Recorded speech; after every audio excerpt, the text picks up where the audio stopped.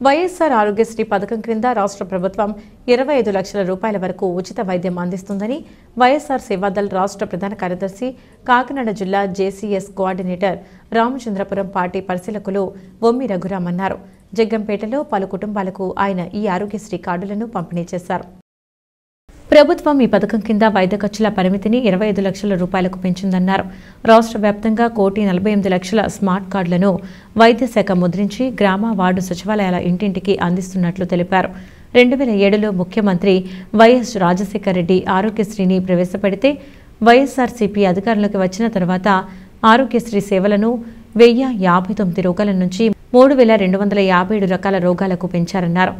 ఆరోగ్య ఆసరా కింద చికిత్స అనంతరం అందిస్తున్న భృతి 25 లక్షల రూపాయల వరకు ఉచిత వైద్య సేవలు పొందగలగటం వంటి ప్రయోజనాలన్నీ ప్రజలకు తెలియజేశారు. సులువుగా ప్రజలు పథకం సేవలు పొందడం కోసం ప్రభుత్వం ఆరోగ్యశ్రీ యాప్ను రూపొందించిందన్నారు.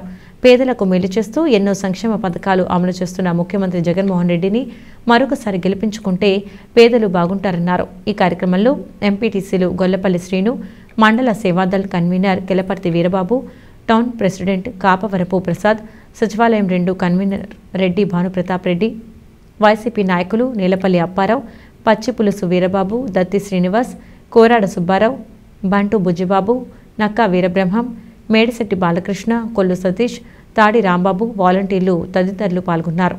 స్వర్గీయ వైఎస్ రాజశేఖర రెడ్డి గారు 2007వ సంవత్సరంలో మొట్టమొదటి ముఖ్యమంత్రి అయినప్పుడు ఈ రాష్ట్రంలో విప్లవాత్మకమైనటువంటి మార్పులు తీసుకొస్తూ అందులో మరి ముఖ్యంగా పేదలకి చాలా అవసరమైనటువంటి ఆరోగ్యశ్రీ పథకం తీసుకురావడం జరిగింది.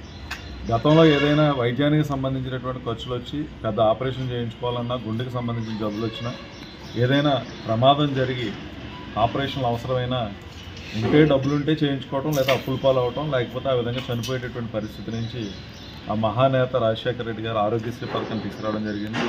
సదరు ఆరోగ్యశ్రీ పథకాన్ని అప్పటి నుంచి కొనసాగిస్తున్నటువంటి ప్రభుత్వాలు గత చంద్రబాబు నాయుడు గారి ప్రభుత్వంలో అరకొరగా 104 కానీ 108 కానీ సరైనటువంటి నిధులు లేక కేటాయించక వాళ్ళు సరిగా నిర్వహించకపోతే 2019లో మరి అధికారంలోకి వచ్చినటువంటి ప్రీతం ముఖ్యమంత్రి జగన్మోహన్ రెడ్డి గారు తండ్రి చేసినటువంటి ఏదైతే సంస్కరణలు ఉన్నాయో వైద్యపరంగా దాన్ని మరింత కొనసాగింపుగా 104ను 108ని సమర్థవంతంగా నిర్వహించడంతో పాటుగా మరి ఇంటింటికి డాక్టర్లు పంపించడం, మరి వైద్యాన్ని కూడా ఆరోగ్య సురక్షల ద్వారా నిర్వహించడంతో పాటుగా ఈ ఆరోగ్యశ్రీ కార్డులు గతంలో 5 లక్షల రూపాయలు ఉండేటువంటి కుటుంబానికి ఏదైతే పరిమితి ఉందో దాన్ని 25 లక్షల రూపాయలకి పెంచుతూ కొత్తగా ఆరోగ్యశ్రీ కార్డులని ఈ రాష్ట్రంలో 1.48 కోట్ల ఆరోగ్యశ్రీ కార్డులు పంపిణీ చేసినటువంటి కార్యక్రమం తీసుకురావడం జరిగింది. ప్రస్తుతం 1.04 అంటే కోటి పైగా కుటుంబాలకి ఆరోగ్యశ్రీ కార్డులని పంపిణీ చేసినటువంటి కార్యక్రమం చేపట్టడం జరిగింది. మరి ఏదైతే పేదలు ఉన్నారో పేదల ముఖ్యమంత్రిగా మరి ముఖ్యంగా విద్యలో కానీ వైద్యంలో కానీ సంస్కరణ తీసుకురావడంతో పాటుగా మరి పేదలకు ఉపయోగపడేటువంటి ఎన్నో సంక్షేమ పథకాలు ఈ విధమైనటువంటి ఆరోగ్యపరమైనటువంటి కూడా తీసుకురావడం జరిగింది. ఈ కార్డుని సక్రమంగా వినియోగించుకోవడం కోసం యాప్ను కూడా క్రియేట్ చేయడం జరిగింది. యాప్లో కనుక మన కుటుంబ వివరాలన్నీ కూడా నమోదు చేసుకొని కుటుంబంలో ఎవరికి ఏ విధమైనటువంటి ఆరోగ్యపరమైనటువంటి సమస్య వచ్చినా కుటుంబం మొత్తానికి 25 లక్షల వరకు మరి వైద్య ఖర్చులకు నిమిత్తం వైద్యం నిమిత్తం ఈ కార్డు ఉపయోగపడుతున్నటువంటి విషయాన్ని కూడా అందరూ గమనించాలి. ఇప్పుడు చాలామందికి ఈ విషయాలు తెలియక వైద్యానికి సంబంధించి చాలా అప్పుల పాలైపోతున్నామని, ఎక్కడ చూపించుకోవాలో తెలియట్లేదని చెప్పడం జరిగింది.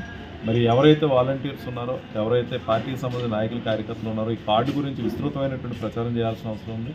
వైద్య ఆరోగ్య శాఖ కూడా ఈ కార్డు గురించి విస్తృతంగా ప్రచారం చేస్తుంది. మన వంతుగా కూడా ఎవరైతే పేదలు ఉన్నారో వాళ్ళకి ఉపయోగపడేటువంటి కార్డుని ఆరోగ్యశ్రీ కార్డు గురించి విస్తృతమైనటువంటి ప్రచారం చేసి ప్రజలకు తీసుకెళ్లాల్సిన అవసరం